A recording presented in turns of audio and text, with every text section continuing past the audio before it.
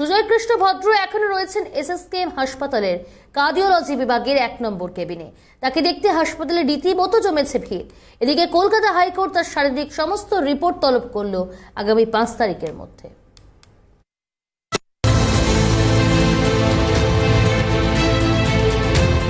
কালীঘাটের কাকু এখনো হাসপাতালেই, তাকে দেখতে রীতিমতো মানুষ ভিড়ও করছেন হাসপাতালের সামনে। এরকম চিত্রই দেখা যাচ্ছে হাসপাতাল চত্বরে। এসএসকেএম হাসপাতালের কার্ডিওলজি বিভাগের 1 নম্বর কেবিনে রয়েছেন কালীঘাটের কাকু। তার কণ্ঠস্বর নমুনা পরীক্ষা আটকাচ্ছে কোনো না কোনোভাবে।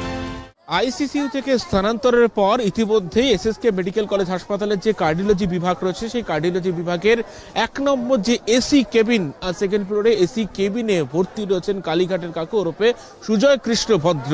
বর্তমানে তার শারীরিক অবস্থা নিয়ে ইতিমধ্যে এসএসকে মেডিকেল কলেজ হাসপাতাল সূত্রে খবর, তার মানসিক অবস্থা কেমন হচ্ছে তা জানতে মেন্টাল টাফনেস পরীক্ষা, সেই পরীক্ষার জন্য ইতিমধ্যেই জেল কর্তৃপক্ষকে আবেদন জানিয়েছে এসএসকে মেডিকেল কলেজ হাসপাতাল কর্তৃপক্ষ। এসএসকেএম হাসপাতালের তরফ থেকে একটার পর একটা স্বাস্থ্য পরীক্ষা সুজয় কৃষ্ণের ক্ষেত্রে করানোর কথা বলা হচ্ছে। কখনো মায়োকার্ডিয়াল স্পেস পারফিউশন টেস্ট, আবার কখনো মেন্টাল টাফনেস টেস্ট।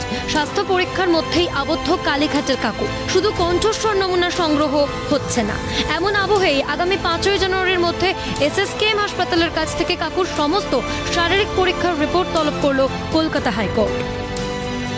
তার পাশাপাশি জেল কর্তৃপক্ষ ভাবছে এসএসকেএম এর এই মেন্টাল টাফনেস পরীক্ষার রিপোর্ট আদৌ তারা অনুমতি দেবেন কিনা, তারাও কি আদালতে যাবেন সেই প্রশ্নটা থাকছে। কবে কণ্ঠস্বর পরীক্ষার জন্য গ্রিন সিগন্যাল পাবে এনফোর্সমেন্ট ডিরেক্টরেট, তা নিয়ে কিন্তু রীতিমতো প্রশ্নের মুখে বলা যায় তদন্ত প্রক্রিয়া। ক্যামেরায় শুভজিৎ গায়নের সঙ্গে অয়ন শর্মা, ক্যালকাটা নিউজ, কলকাতা।